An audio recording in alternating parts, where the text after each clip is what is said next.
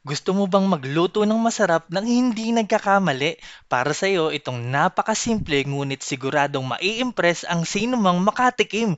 Ginataang baboy. Madali pa to sa easy. Tuturuan ka ni Tipsy. Let's go! Yo, welcome to Pimp Your Food. Imposible talagang magkamali ka dito. Napakasimple, napakadaling pasarapin ng ginataang baboy. At biglang luto lamang ito. Ayan, meron lang kaming natirang liempo dito. Siguro nasa 300 grams lang ito. Ang konti lang, 'di ba? Kaya paparamihin natin 'yan para dumami. Lalagyan natin ng salsa, masarap na salsa. Gagataan natin. Ayan, bali pinagmantika ko lang itong aking pork belly. Ayan, naglagay ako ng asin at paminta. Ayan, tapos kapag medyo nakita nyo lumalabas na ang kanyang mantika, ayan, mag-start na tayo magisa. Naglagay ako ng ano dyan, luya, kasi masarap man luya sa gata at bawang. Ayan, gisa lang natin ng konti. Pwede na nating isunod ang ating sibuyas. Dalawang sibuyas ang nilagay ko.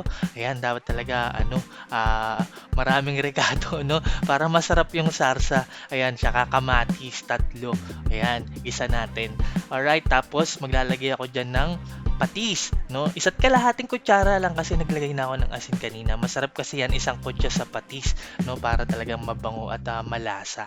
Ayan, tulad ng sinabi ko, damihan natin ng rekado para siguradong masarap yung sarsa kasi yung sarsa yung magpaparami ng ating ulam, di ba? Sarsa pa lang ulam na. Alright, tinakpan ko lang yan sa mahinang apoy ng 8 minuto, hinayaan ko masangkot siya. Ayan, naglambutan na yung mga aromatics. Ayan, pwede nating haluan ng konti tapos maglalagay na ako dyan ng ating isang tasang tubig at isang tasa na purong gata. Ayan, huwag kayong mag-alala na maging matubig ang inyong gata kasi yung purpose lang naman ng tubig ay pampalambot ng baboy. Kasi habang pinapalambot natin yung baboy, magre-reduce naman yung tubig, mag-evaporate din yan. Makikita nyo, lalapot ang ating gata. Alright, ayan, pakuluan lang natin yan sa mahinang apoy ng kalahating oras, no? Para talagang malambot ang ating baboy. Ayan, pagkatapos ng kalahating oras, nakita nyo, ayan, nag-reduce na yung ating sauce. At ayan, yung sabaw, nag-reduce na. Ayan, malambot na rin yung ating baboy.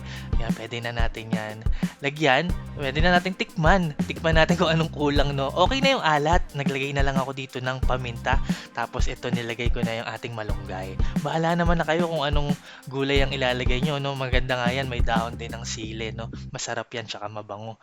Tapos pwede kayong maglagay. Gusto nyo pechay, gusto nyo talong, gusto nyo sitaw, kayo nang bahala. Kung anong magpapasaya sa inyo, lutuin na lang natin saglit. And now, look at that. Diba? Napakadali lang. Napakadaling pasarapin ng ng gata, no? Basta may gata, sigurado yan box office sa ating mga Pinoy.